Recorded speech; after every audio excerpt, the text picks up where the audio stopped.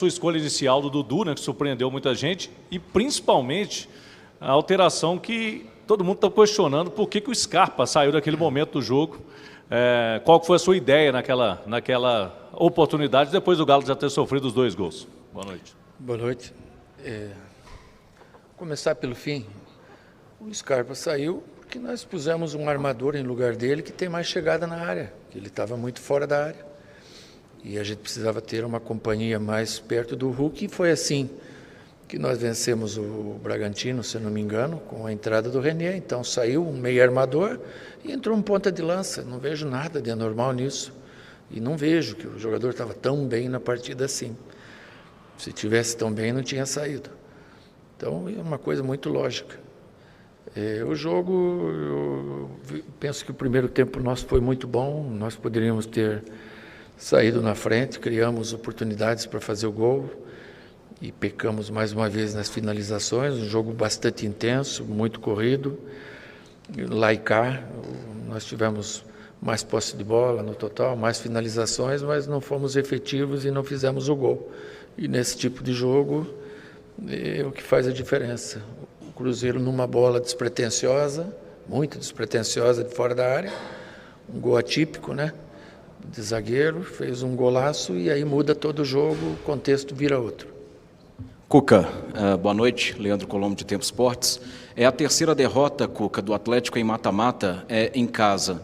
Aonde está o incômodo do Atlético em jogar diante da sua própria torcida? Obrigado. Sim, e em 5 jogos, são 4 derrotas que a gente tem em casa, né? Se a gente puser mais o jogo do Grêmio aí também. Então, o que acontecia no passado, ao contrário, que a gente era praticamente imbatível em casa, hoje a gente está muito atrás nisso. Não tem como você vir aqui e explicar o que é que está acontecendo. Tem que trabalhar para buscar soluções, né? Mais uma vez, a bola parada, a gente toma mais um gol, igual ao que o gol que tomou do Grêmio, né? E não é por falta de treinamento.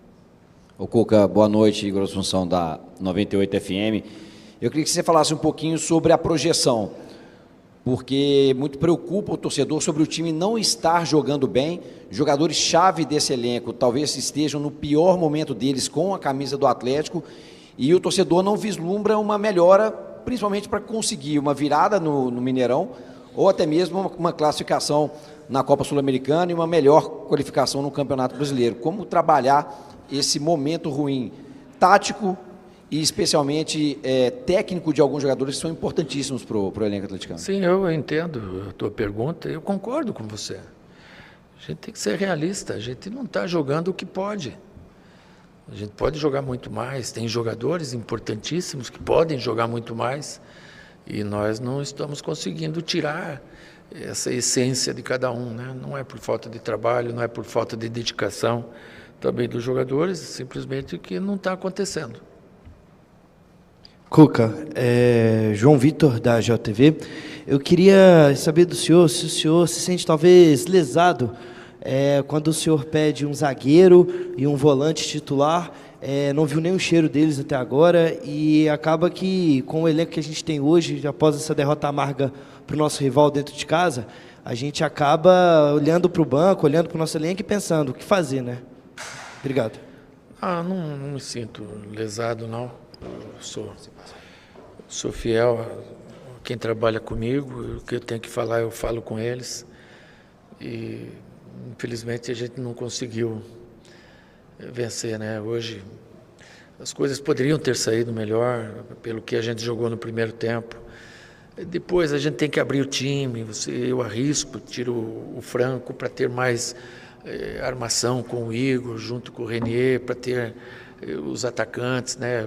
A gente viu que o Dudu deu uma cansada, o Coelho também, repusemos com força, mas não foi suficiente. Depois a equipe deu uma bagunçada, o que acontece, né? Depois de tomar o segundo gol, se dá uma desorganizada, a gente até põe o zagueiro para a área para tentar, numa jogada aérea, ter uma oportunidade melhor, mas aí o jogo já tinha fugido do nosso controle.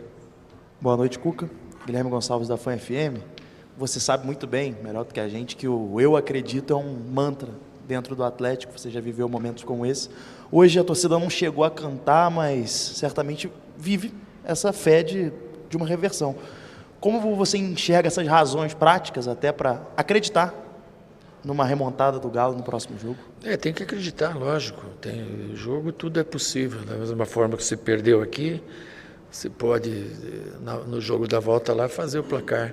Lógico que é muito difícil, porque o Cruzeiro hoje ele vive um grande momento, as coisas estão dando tudo certo para eles, é incrível. O primeiro gol é um gol muito atípico, né? E eles estão vivendo, acho que, o melhor momento do que o nosso. Isso é óbvio, é notório. Já tem uma equipe encaixada, já tem um sistema adequado, né? Ganhou tempo em relação a nós por não estar em tantas competições, não ter um desgaste, ainda que a gente tenha poupado o time no último domingo com São Paulo, não foi o suficiente para hoje a gente vencer. Cuca, boa noite. Guilherme Frossar. Eu te perguntei na coletiva pós-Grêmio, né, sobre os 8 meses de trabalho, a falta de padrão do time. E nesse momento o Atlético é o pior time do brasileiro pós-mundial, está na lanterna nessa classificação hipotética, perde 2-0 em casa hoje aqui.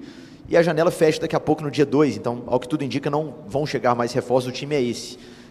No que você se apega para acreditar na continuidade do trabalho e o que você diz para o torcedor que nesse momento acha que a ruptura é o melhor caminho? É muito difícil hoje você vir falar alguma coisa positiva para o torcedor em cima de uma derrota num clássico tão importante como era esse de hoje. A festa que eles fizeram hoje foi absurda, foi muito bonita.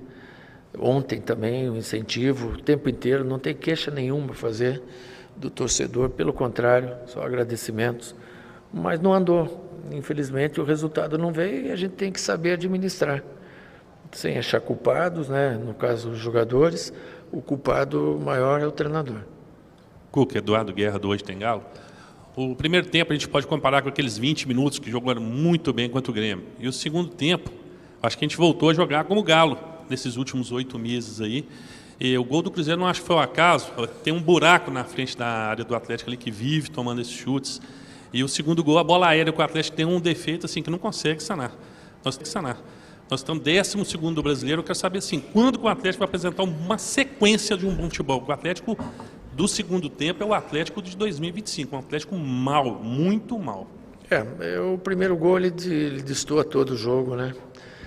Daí o adversário fica mais à vontade no jogo, você tem que se expor mais. Eu não vi assim grandes buracos, né? Você tem que se expor, é natural, do jeito que a gente estava jogando. E realmente ainda não acabou, apesar desse placar aqui hoje? Não, o que aconteceu é que o pessoal estava comemorando ali com um grito de Cruzeiro. Eu falei para tomarem cuidado, que já tinham parabéns pela vitória, mas que tomasse cuidado porque aquilo podia desandar, não precisavam comemorar ali.